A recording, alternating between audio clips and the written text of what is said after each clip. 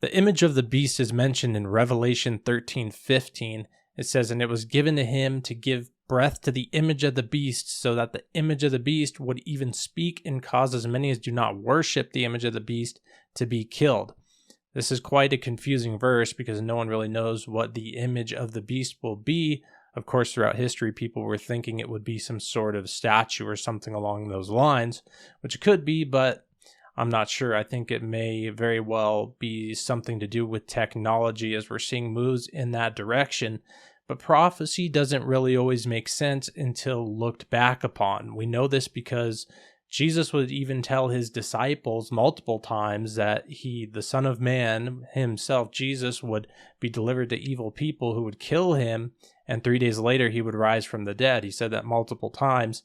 And then when he died, after the crucifixion, his disciples were seriously sorrowful and were not expecting him to rise again, even though he said it clearly. We see this with a lot of prophecies that they don't really make sense until looked back upon. Jesus would even challenge the Pharisees constantly about their own prophecies that they had no idea what they meant, such as the builder would reject the main cornerstone, which the Jewish people rejected Jesus, the Messiah, so other nations, other people would receive him, the Gentiles. So this understanding of the image of the beast will clearly make way more sense when it's actually going on, or obviously after the fact. But it's hard to deny that Bible prophecy, such as the mark of the beast and things like this, not being able to buy and sell, will absolutely play and take part with technology.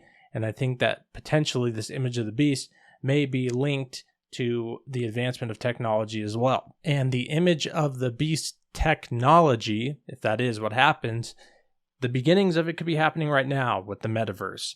And if you don't know what the Metaverse is, it's pretty much where people wear pretty much a smartphone attached to their face and live in a virtual world. Virtual reality hasn't really taken off up until now, and we're seeing a lot more talk and people moving towards actually participating within the Metaverse.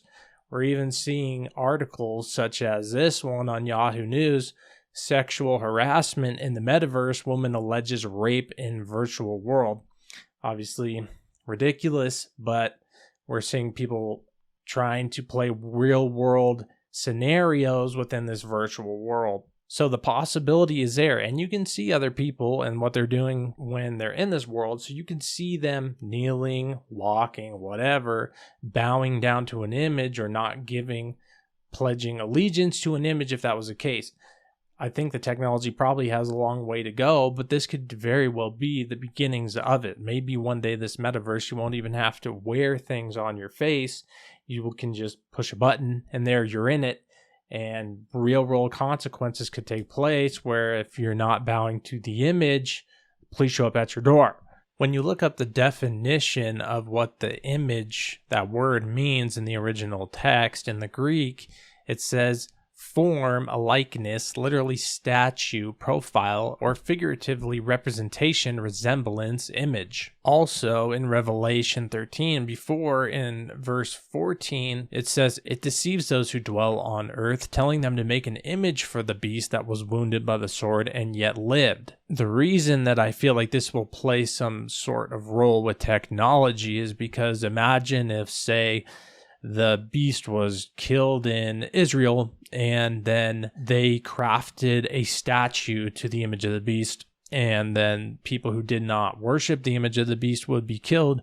What are they going to do? Live stream it on TV, and then the Gestapo are going to come check at everybody's door to see if they're bowing down to the image of this beast that was created and it's being shown on TV? They don't have the manpower for that. So I feel like it will play some role in technology. And with this the whole Metaverse thing is being called Web 3, which Web 1 was the original internet with, say, AOL and just articles where you could read and that's it. Web 2, what we're on now, which is social media and everything else that we have the ability to do now more than we did when AOL, say, dial-up internet came out. Web 3 will be more interactive. You can actually be within it and plays a lot of roles with cryptocurrency and trading of commodities and just being more engaged.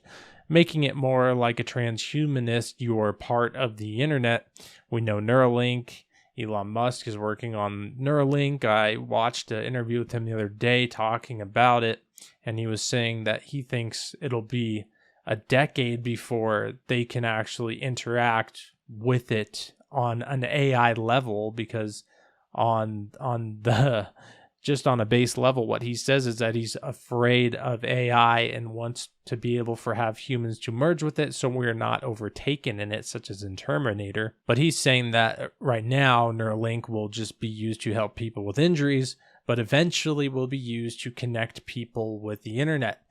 So again, we don't know when all this will take place, and we also have to think of Bible prophecy and the fact that it'll have to be in a way where all the world is involved. So people in these other nations where they're not as advanced as in the United States are going to have to be able to take place in these worldwide events, because this will be a worldwide event. I believe there's strong evidence it will surround around Israel, but it still will not change. It will be a worldwide event for sure. So they don't have the manpower. They never will have the manpower to make sure every single person is bowing or worshiping an image, unless maybe say they had like this image of like a portrait or whatever outside of like the Walmarts, and you had to bow before it before you could go in, or something along those lines. Again, we don't know. Prophecy makes way more sense when looking back upon, but God does tell us to watch for these things and to keep an eye out for them, and even blessed are those who do that. I think there's strong evidence to point to the fact that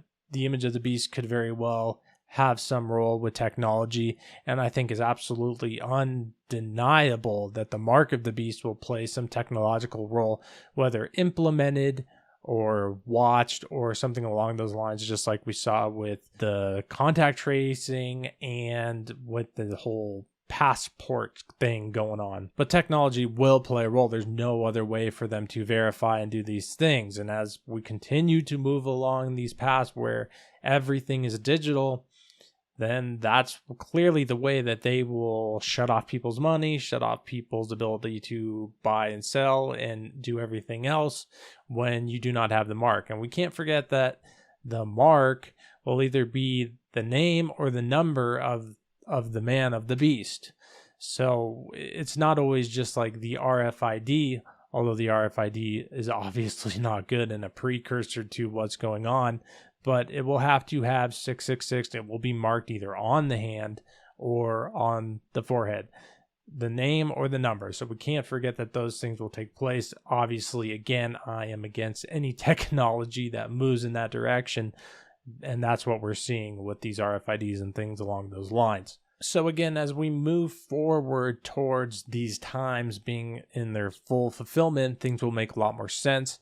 Right now, it's a lot of just analyzing and trying to figure it out. But I thought this was interesting and wanted to put it forth. It's for sure, most likely, just building the tech for when we get to that point. Let me know what you guys think in the comments about that, because I'm curious to think what you guys think about this whole thing. As always, thanks for watching, and God bless.